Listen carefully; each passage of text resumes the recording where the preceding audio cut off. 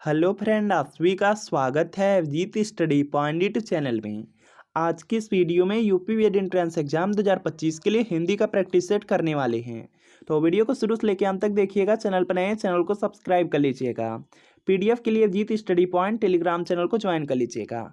आज की क्लास में बिल्कुल पेपर की तरह 40 प्रश्न करने वाले हैं, और अगर इन 40 प्रश्नों में से आपके 25 प्लस प्रश्न बिल्कुल सही हो जाते हैं तो बिल्कुल आराम से आप बीएड एंट्रेंस एग्जाम को पास कर सकते हैं और सरकारी कॉलेज से आप लोग बीएड कर सकते हैं।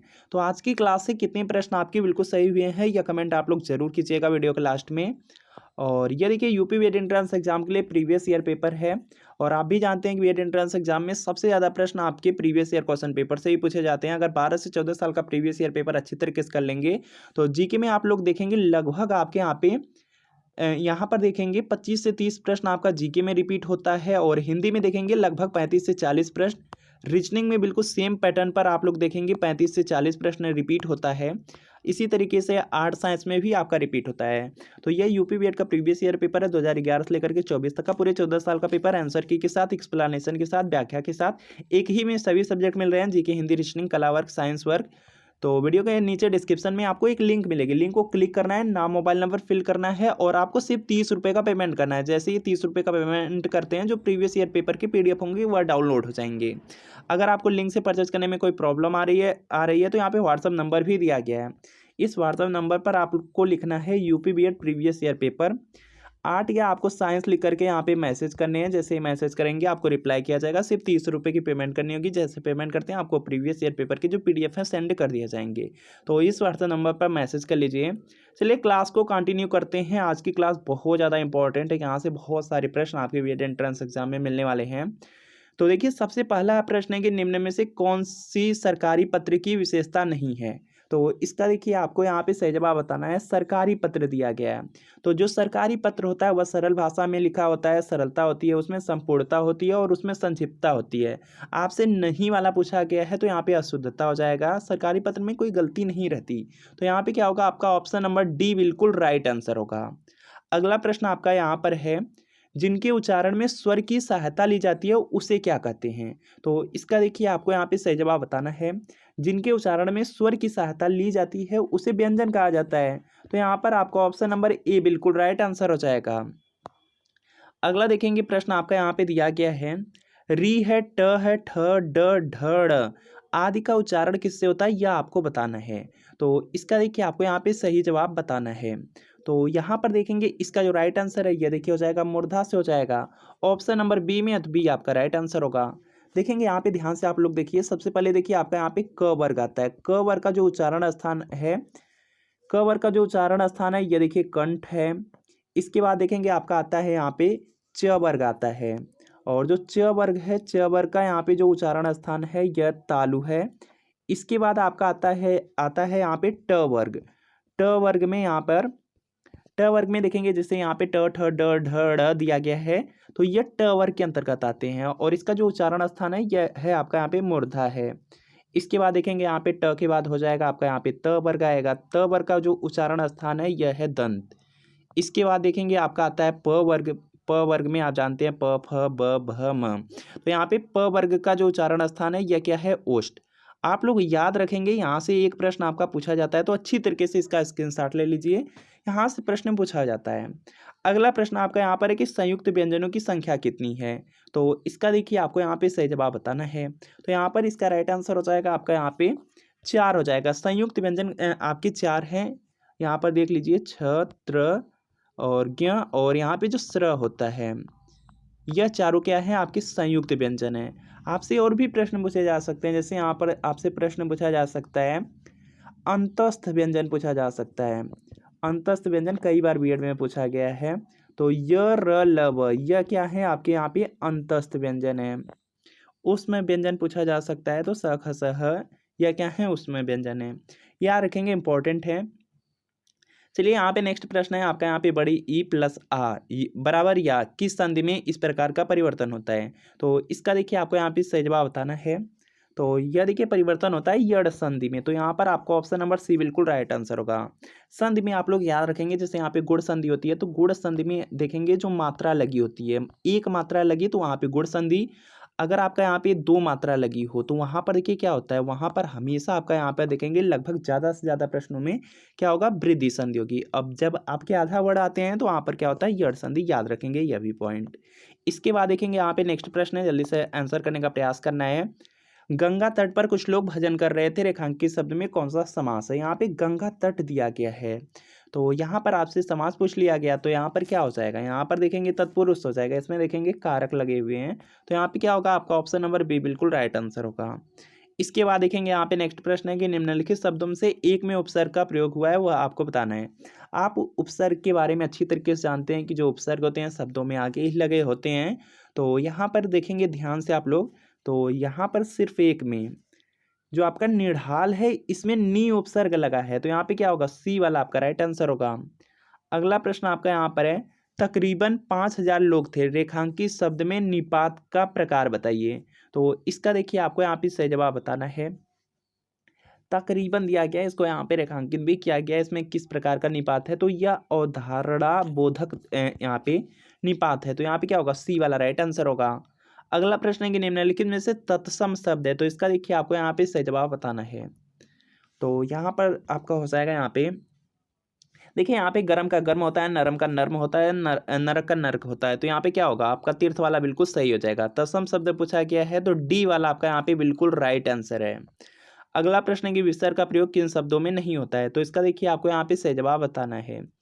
तो यहाँ पर आप लोग ध्यान से देखेंगे, देखिए जो विसर्ग के प्रयोग है या आपके यहाँ पे पूछा गया किसमें नहीं होता है तो यहाँ पे तद्भव में यहाँ पे कभी भी देखेंगे जो आपके विसर्ग होते हैं वह नहीं लगे होते हैं तो यहाँ पे ए वाला आपका राइट आंसर हो जाएगा।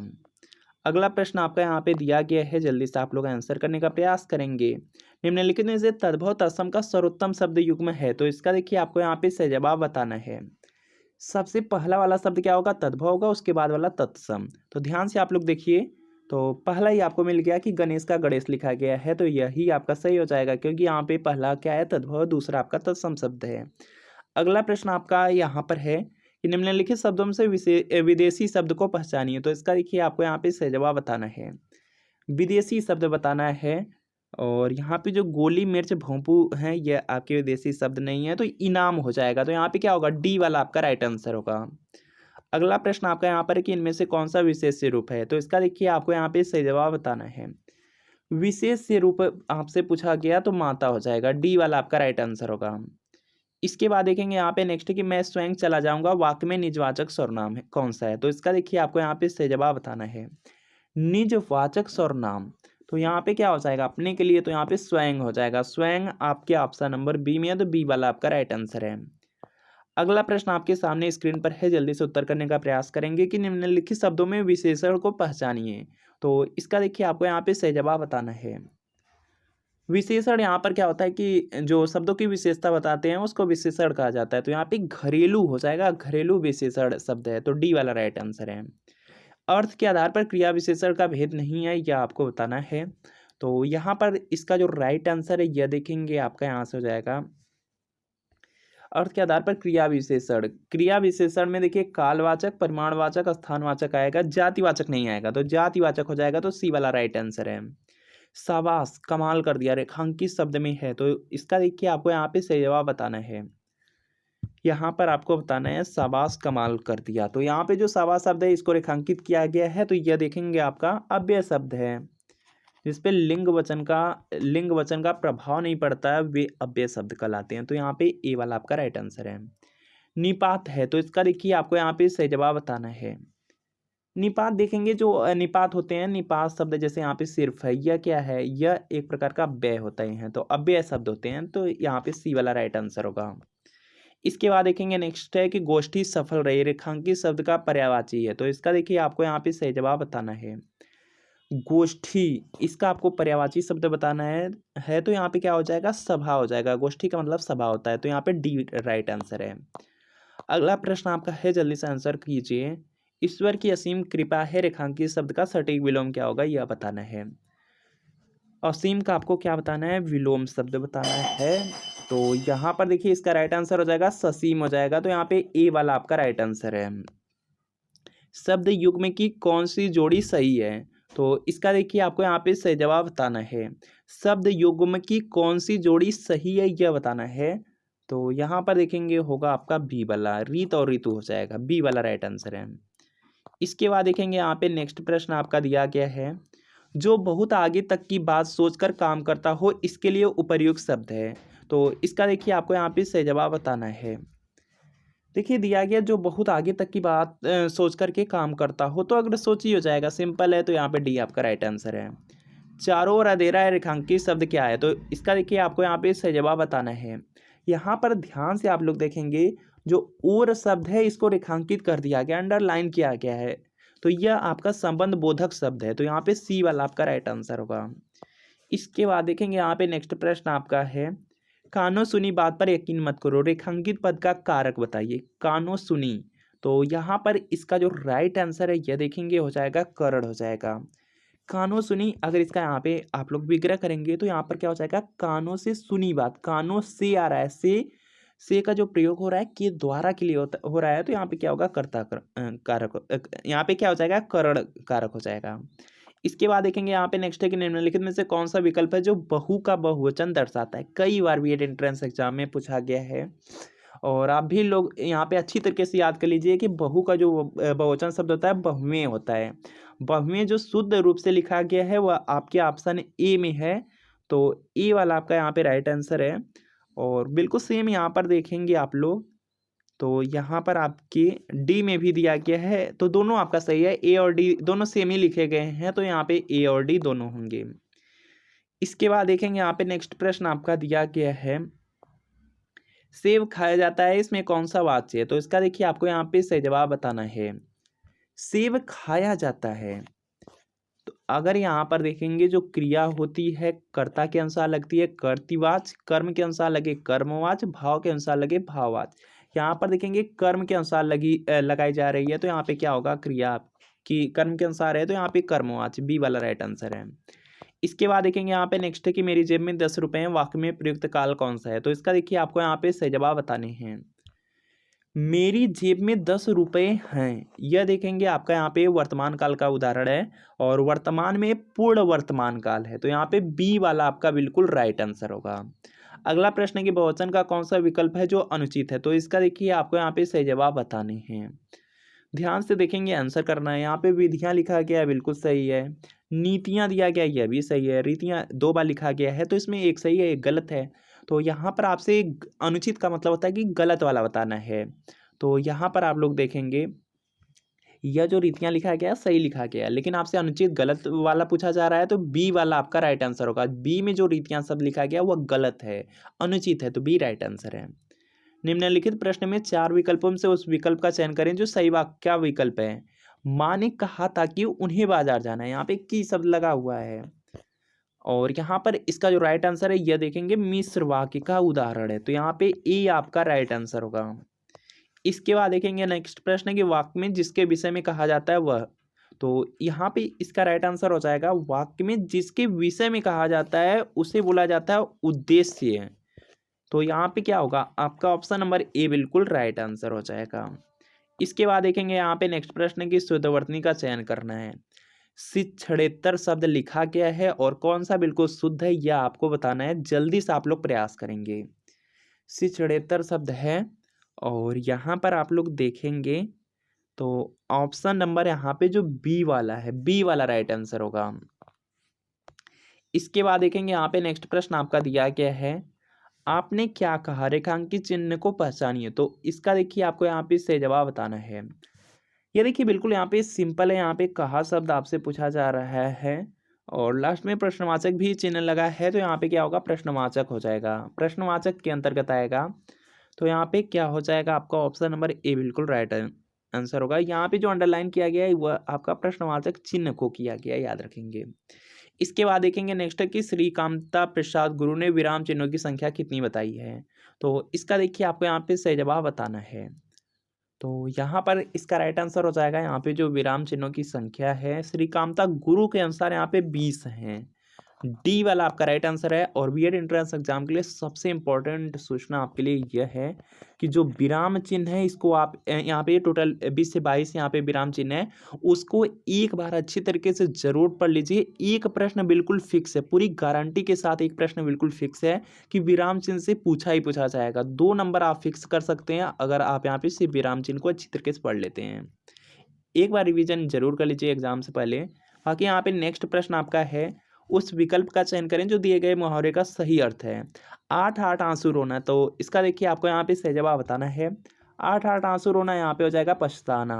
ऑप्शन नंबर ए में है तो ये आपका राइट आंसर है। अगला प्रश्न आपका यहाँ पे दिया गया है, सावन हरे न भादो सूखे लोकोक्ति का सही अर्थ क्या है। तो इसका देखिए आपको यहाँ पे सही जवाब बताना है। सावन हरे हरे न भादो सूखे, तो यहाँ पे क्या हो जाएगा, सदा एक सी ही दशा। तो यहाँ पे डी वाला राइट आंसर है। जो अपने कर्तव्य का निश्चय न कर सके इस वाक्य को एक शब्द में कह सकते हैं। तो यहाँ पे इसका जो राइट आंसर है इसको कहा जाता है किंग कर्तव्य विमूढ़। तो सी वाला आपका राइट आंसर होगा। अगला प्रश्न है कि निम्नलिखित प्रश्न में 4 विकल्पों में से उस विकल्प का चयन करें जो दिए गए शब्द का सही समानार्थी शब्द वाला विकल्प है। तो इसका देखिए आपको यहाँ पे सही जवाब बताना है। यहाँ पर देखेंगे जो शब्द सर्प शब्द दिया गया है इसका आपको समानार्थी बताना है। तो यहाँ पे ब्याल हो जाएगा, ब्याल सी में है, सी वाला राइट आंसर है। अगला प्रश्न आपके सामने स्क्रीन पर है, जल्दी से आंसर करने का प्रयास करेंगे कि पूर्वी हिंदी वर्ग की बोलियों का विकास किससे माना गया है। तो यहाँ पर देखेंगे इसका राइट आंसर हो जाएगा अर्धमागधी से हुआ है। अर्धमागधी अपभ्रंश से पूर्वी हिंदी वर्ग की बोलियों का विकास हुआ है। तो यहाँ पे आपका सी वाला राइट आंसर होगा। अगला प्रश्न है कि गाजीपुर में बोली जाने वाली प्रमुख बोली है। तो इसका देखिए आपको यहाँ पे सही जवाब बताना है। गाजीपुर की यहाँ पे बात की गई है और गाजीपुर में यहाँ पे देखिए आपका भोजपुरी बोली जाती है। तो यहाँ पे क्या होगा, आपका ऑप्शन नंबर बी बिल्कुल राइट आंसर हो जाएगा। इसके बाद देखेंगे यहाँ पे नेक्स्ट है आपका, बिहारी बिहारी किसके लिए प्रसिद्ध है, या आपको बताना है कि बिहारी की प्रसिद्ध है, बिहारी का क्या रचना में प्रसिद्ध है यह आपको बताना है। तो यहाँ पर इसका राइट आंसर हो जाएगा, बिहारी का जो सबसे फेमस है क्या है कि बिहारी के दोहे हैं। तो दोहा हो जाएगा, ऑप्शन नंबर डी में है तो डी आपका राइट आंसर होगा। तो फ्रेंड आपको बताना है कि इन 40 प्रश्नों में कितने प्रश्न आपके बिल्कुल सही हुए हैं, यह कमेंट आप लोग जरूर कीजिएगा। इसके अलावा आपको यहाँ पे कमेंट करना है, यहाँ पे बीएड एंट्रेंस एग्जाम का प्रश्न है, यह आपका सीधा सीधा यूपी बीएड एंट्रेंस एग्जाम में पूछा गया प्रश्न है कि उर्वशी किसकी रचना है। तो यह आप लोग कमेंट जरूर करके बताएंगे कि ऑप्शन ए सही है या बी या सी या डी, कौन सा ऑप्शन सही है और किसने रचना की है, यह आप लोग जरूर बताइएगा, कमेंट कर दीजिएगा। और इसके अलावा अगर यूपी बीएड एंट्रेंस एग्जाम की तैयारी कर रहे हैं, अच्छे नंबर से बीएड एंट्रेंस एग्जाम को पास करना चाहते हैं, सरकारी कॉलेज से बीएड करना चाहते हैं, तो आप प्रीवियस ईयर पेपर कम से कम 12 से 14 साल का जरूर पढ़िए। बहुत सारे प्रश्न रिपीट होते हैं और यह प्रीवियस ईयर क्वेश्चन पेपर है 2011 से 24 तक का, 14 साल का पेपर आंसर के साथ, एक्सप्लानेशन के साथ, व्याख्या के साथ, सभी सब्जेक्ट एक में मिल रहे हैं। तो वीडियो के नीचे डिस्क्रिप्शन में लिंक है, लिंक को क्लिक कीजिए, नाम मोबाइल नंबर फिल करके सिर्फ 30 रुपये का पेमेंट करना होगा। जैसे पेमेंट क्लियर करते हैं आपको जो प्रीवियस ईयर पेपर के पीडीएफ सेंड कर दिए जाएंगे।